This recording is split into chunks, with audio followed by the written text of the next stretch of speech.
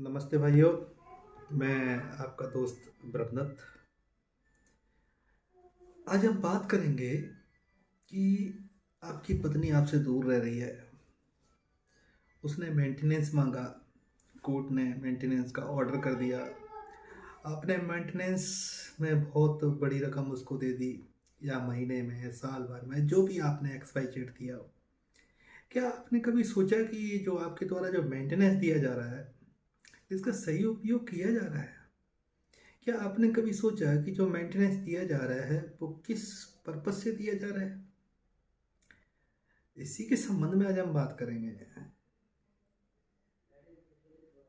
देखिए भाई, सबसे पहले यह है कि आपकी पत्नी आपसे अलग है और उसने आपके खिलाफ में 125 सीआरपीसी का परिवाद दाखिल कर दिया है कि मेरे पति से मुझे भरण पोषण दिलाया जाए। माननीय न्यायालय ने देखा कि दूर रहते हुए भी पत्नी आपसे मेंटेनेंस ले रही है।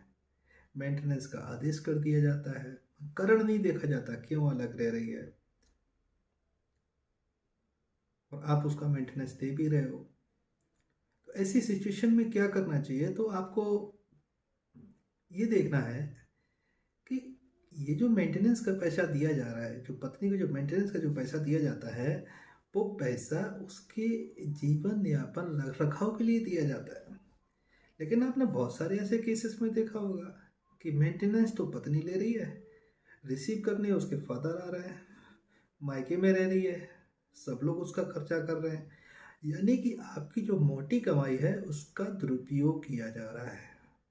हो सकता है वो किसी और काम में लगाया जा रहा हो सकता है आपकी पत्नी द्वारा सेविंग्स की जा रही हो सकता है आपकी पत्नी द्वारा किसी गलत काम में यूज की जा रही हो सकता है कि आपके द्वारा जो आपसे जो पैसा लिया गया है उसका यूज कोई और कर रहा हो आपकी पत्नी के सहारे से। तो ऐसी चीज़ों के लिए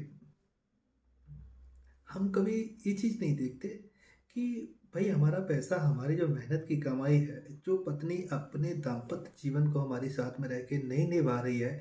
जबकि सीआरपीसी 125 में ये कहा है कि पत्नी अगर बिना किसी कारण के अगर प्रतिया करती है तो मेंटेनेंस नहीं, लेकिन कोर्टें फिर भी बांध देती है और हम उसको देते रहते हैं। और ये बता देती है कि नहीं, हमारी जान को खतरा है। जबकि जान की खतरा को, आशंका को भी पत्नी ही साबित करेगी, लेकिन हम बिना देखे बिना सोचे मेंटेनेंस दे देते हैं। चलो भाई, कोर्ट ने आदेश किया है, कोर्ट का आदेश भी मानना है, मेंटेनेंस देना।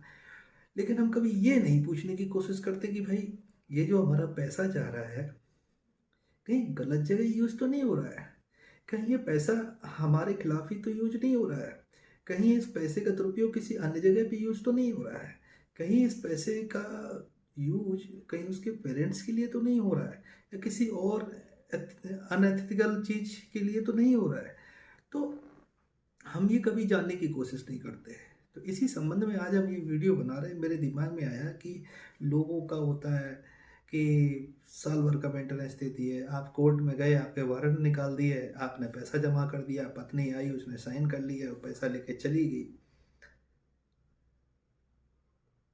अगर आप मेंटेनेंस दे रहे हैं उसके रख रखाव के लिए, जब वो पत्नी आपसे दूर रह रही है, बिना किसी कारण के रह रही है, और आप मोटी रकम उसको दे रहे हैं क्योंकि कोर्ट का आदेश है, आप अपनी जिम्मेदारियों का निर्वहन कर रहे हैं, तो एक नैतिक जिम्मेदारी आपकी भी बनती है।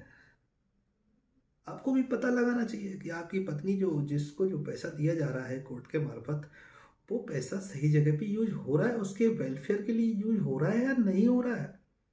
कहीं ऐसा तो नहीं है कि आपसे पैसा ले जा रही है, वो कहीं दूसरी जगह यूज कर रही है? तो आपने देखा होगा कि अधिकांश लोग मेंटेनेंस जमा करते हैं, लेकिन ये नहीं देखते कि इस पैसे का हिसाब किताब। भाई अगर वो अपनी नैतिक जिम्मेदारियों को आपके ऊपर थोप के आपसे आपकी मेहनत की कमाई लेना चाहती है, आपके ऊपर मुकदमे लगा के मेहनत कमाई, तो आपका भी अधिकार बनता है कि उससे खर्चे के बारे में पूछा जाए कि भाई हमने जो पैसा दिया है उस पैसे का कहाँ कहाँ यूज किया गया, कोर्ट को बताया जाए।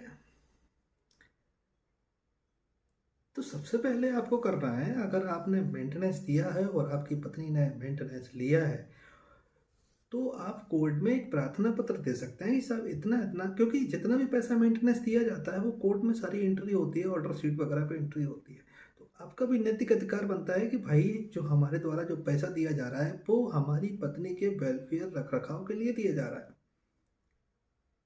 कहीं ऐसा तो नहीं इस पैसे का दुरुपयोग हो रहा हो। अमूमन आपने देखा होगा कि लोगों का एक एक 1.5 साल का पैसा हो जाता है, पत्नियां जाती हैं 1,90,000, 80,000, 70,000, 50,000, 2 लाख पैसे ले जाती हैं, और हम क्या करते हैं, हम उसका हिसाब नहीं पूछते हैं। फिर वो आ जाती हैं कुछ दिनों बाद, साहब मेरा ये मेंटेनेंस ड्यू है। अगर ऐसा होता है तो आप कोर्ट में एक एप्लीकेशन दें कि मैं पति हूँ और मैं अपनी जिम्मेदारियों का पूरा निर्वहन कर रहा हूँ। आखिर में मुझे पता होना चाहिए कि माननीय न्यायालय के आदेशानुसार जो रकम भरपाई की गई है भरण पोषण के लिए, वो हमारी पत्नी ने कहाँ कहाँ खर्च किया है। उनके बिल वाउचर वगैरह सारी चीज़ें मंगाई जाए, रख रखाव का मंगाया जाए कि कितना खर्च कर लेती है, कहाँ कहाँ क्या है। तो अगर इस तरीके की चीज़ें अगर आप कोर्ट के सामने रखोगे तो कोर्ट है ना थोड़ा सा डाइवर्ट होगा।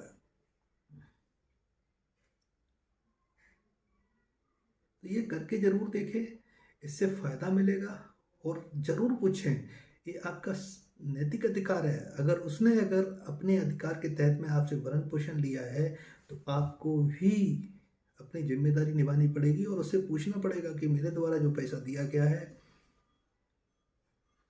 उस पैसे का कहाँ कहाँ उपयोग किया गया है, वेलफेयर के लिए कहाँ कहाँ। कहीं ऐसा तो नहीं कि उसने कहीं उस पैसे को कहीं दूसरी जगह दुरुपयोग कर रही हो, आपके खिलाफ ही यूज कर रही हो माँ बाप। तो ये सारी चीज़ें रखनी पड़ेंगी। तो कोर्ट के माध्यम से प्रार्थना पत्र के साथ में इन सारी चीज़ों की, भैया हमने 80,000, 90,000, 50,000 रुपये या 15,000 या 20,000 अपनी वाइफ को दिया है, हमारी वाइफ आके कोर्ट में बताए कि ये पैसा कहाँ यूज कर रही है। तो ऐसे ही बहुत सारे वीडियो हम बनाते रहेंगे, आप लोग कमेंट जरूर करें। जब तक कमेंट नहीं करेंगे तब तक आइडिया नहीं आएंगे। और ये पूछ सकते हैं, इसमें कोर्ट डिनाई नहीं करेगी। आप जब प्रार्थना पत्र रखेंगे कोर्ट के सामने और इसी की सर ये देखिए ऑर्डर शीट पे इतना पैसा लेके गई है, मेंटेनेंस मैंने दिया है, मेरी नैतिक जिम्मेदारी, मैं पति हूँ इसका, मेरी नैतिक जिम्मेदारी कि मेरे से दूर रह के ये पैसे का खर्च कहाँ कर रही है। अगर मेरे साथ में होती तो हम साथ में मिलकर खर्च करते तो मुझे पता होता। लेकिन मुझे ये भी पता होना चाहिए कि कहीं इस पैसे का दुरुपयोग तो नहीं हो रहा है।